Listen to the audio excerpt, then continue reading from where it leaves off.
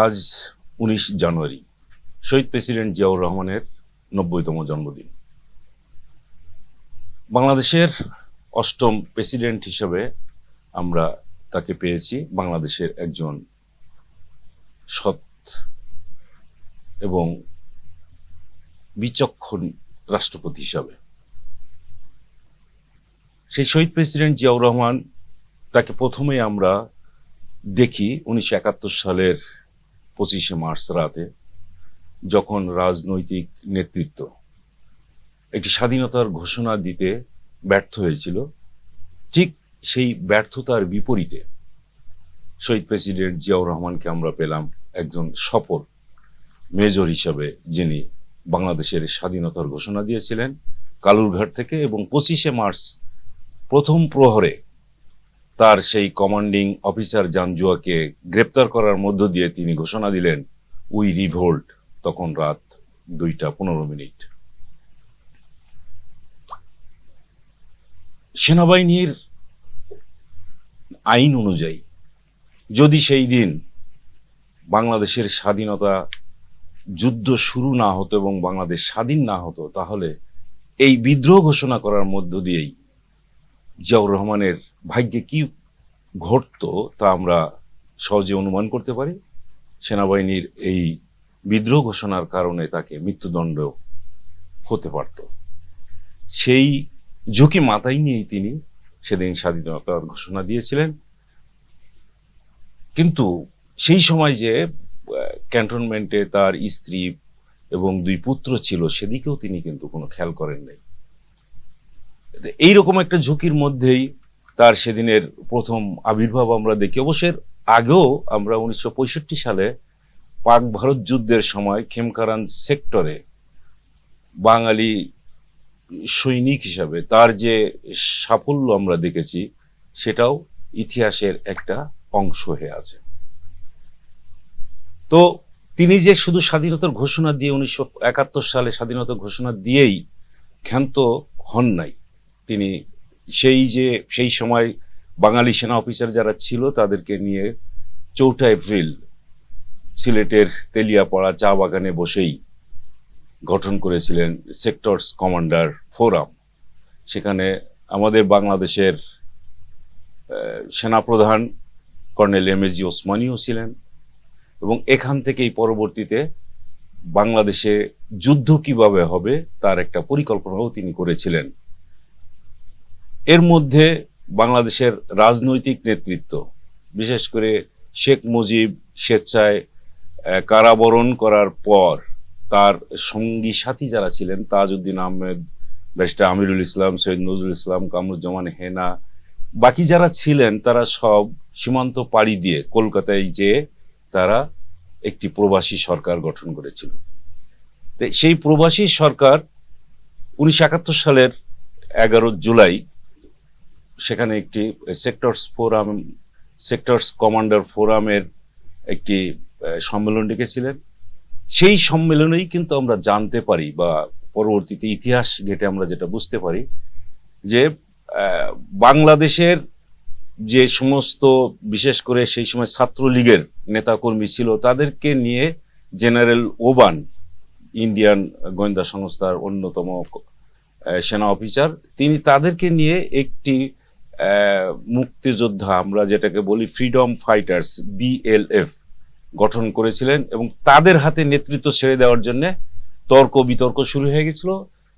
তাজউদ্দিন আহমেদ, সৈয়দ নজরুল ইসলাম এবং আমাদের সেই সময়কার মুক্তিযুদ্ধের সর্বাধিনায়ক কর্নেল এম.এ.জি. ওসমানীর সঙ্গে এই যে দ্বন্দ্ব যখন বাধে, তখন জেনারেল ওসমানী বলেছিলেন, যদি আমার হাতে কমান্ডিং অথরিটি না থাকে তাহলে এই যুদ্ধে আমি নেতৃত্ব দিতে চাই না, এবং সেটা বলেই তিনি পদত্যাগ করেছিলেন।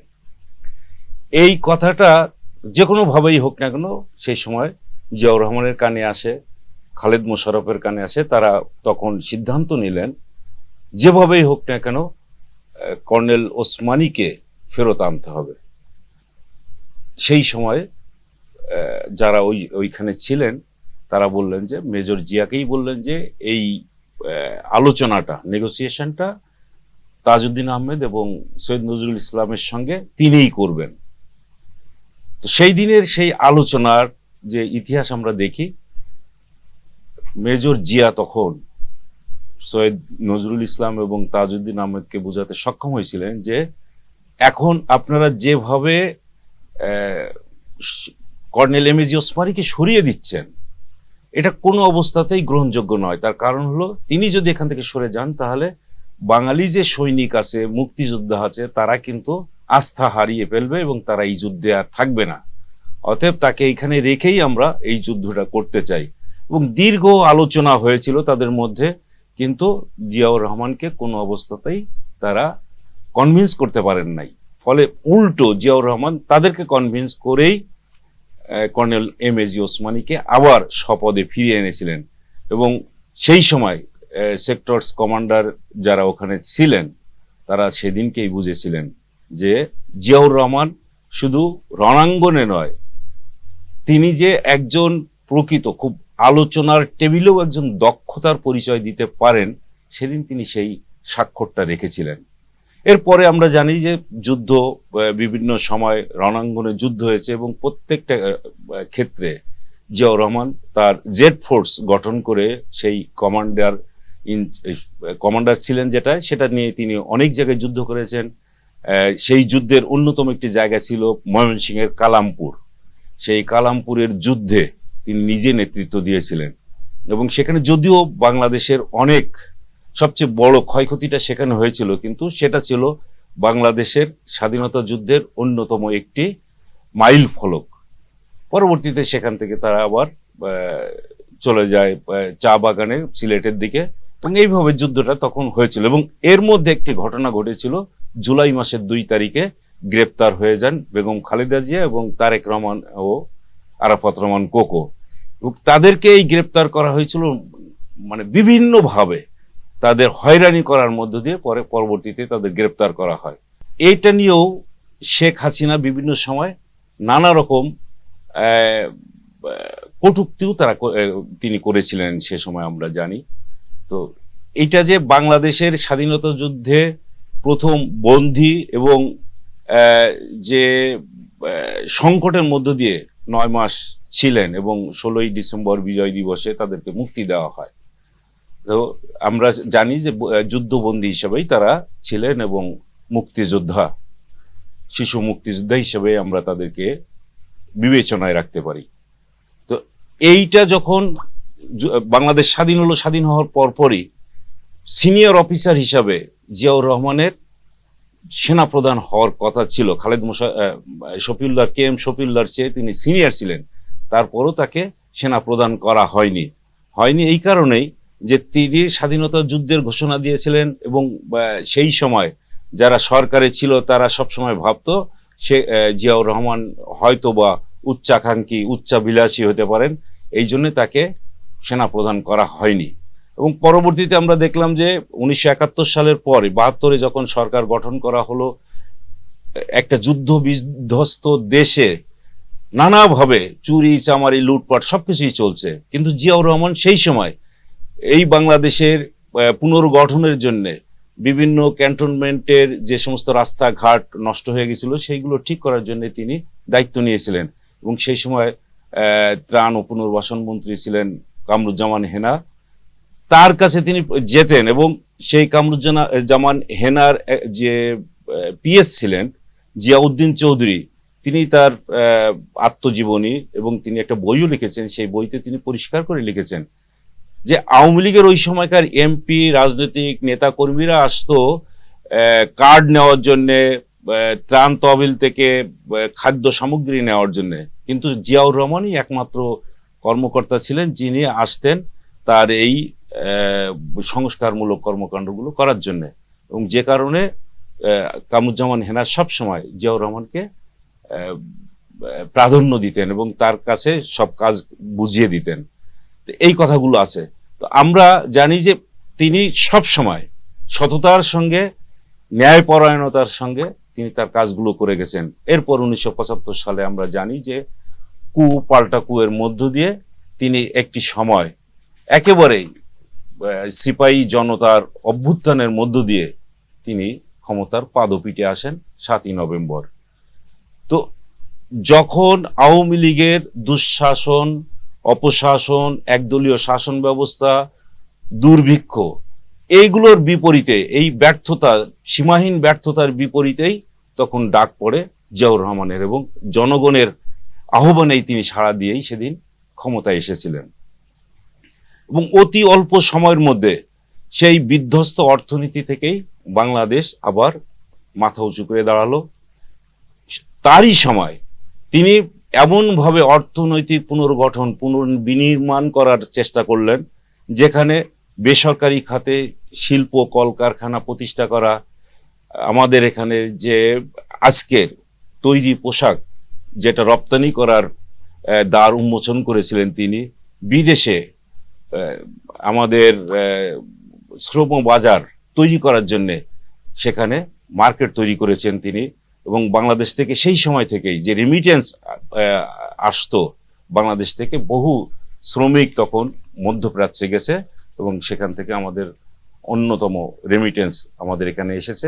শুধু এখানেই না, তিনি বাংলাদেশকে একটি মাথা উঁচু করে দাঁড়িয়ে থাকার জন্য পররাষ্ট্রনীতিতে এমন বৈচিত্র্য এনেছিলেন যে তিনি বলেছিলেন যে বাংলাদেশ হচ্ছে একটি স্বাধীন সার্বভৌম দেশ, যে দেশটি অন্য সবার সঙ্গে সমমর্যাদার সঙ্গে আলোচনা করে তার দাবি দাওয়াগুলো বা তার অধিকারগুলো বাস্তবায়ন করবে। এর মধ্যে অন্যতম ছিল ভারতের সঙ্গে গঙ্গার পানি চুক্তি, তারই আমল হয়েছে। এবং ইন্দিরা গান্ধীর সঙ্গে তিনি আলোচনা করে এক সময় যখন ভারত কোনো রকম এই পানি চুক্তি নিয়ে বসতে চাচ্ছিল না, তখন তিনি এটাকে আন্তর্জাতিক ফোরামে তুলে নেওয়ার জন্যই বলেছিলেন। তখন ইন্দিরা গান্ধী বাধ্য হয়েছিলেন যে এই পানি চুক্তি সেই সময় করতে, এবং সেই পানি চুক্তির ধারাবাহিকতাই কিন্তু আমরা এখনো পর্যন্ত যে সুবিধাটা পেয়ে আসছি সেটাই তিনি সেখানে গ্যারান্টি ক্লজ পর্যন্ত দিয়েছিলেন। এরপরে খাল খননের মধ্য দিয়ে আমাদের পানির রিজার্ভ তৈরি করা, শিল্প, শুধু শিল্প নয়, কৃষি খাতে যে অনেক উৎপাদন, দ্বিগুণ উৎপাদনের যে সূচনা সেই সময় হয়েছিল।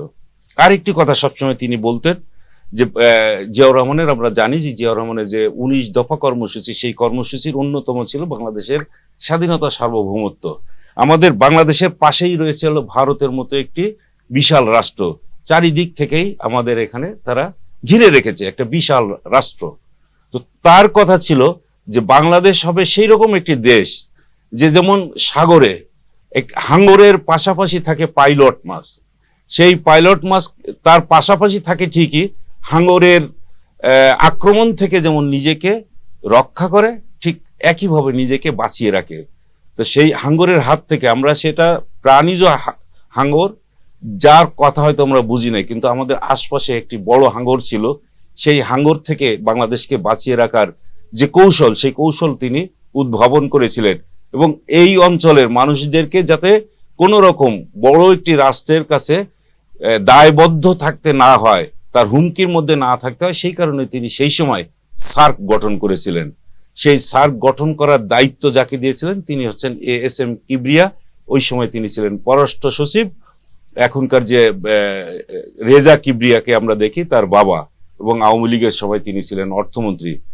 তাকে দায়িত্ব দিয়েছিলেন এই সার্ক গঠন করার জন্য, এবং 1981 সালের 22 এপ্রিল সার্ক গঠনের সমস্ত কর্মকাণ্ড সম্পন্ন হয়েছিল।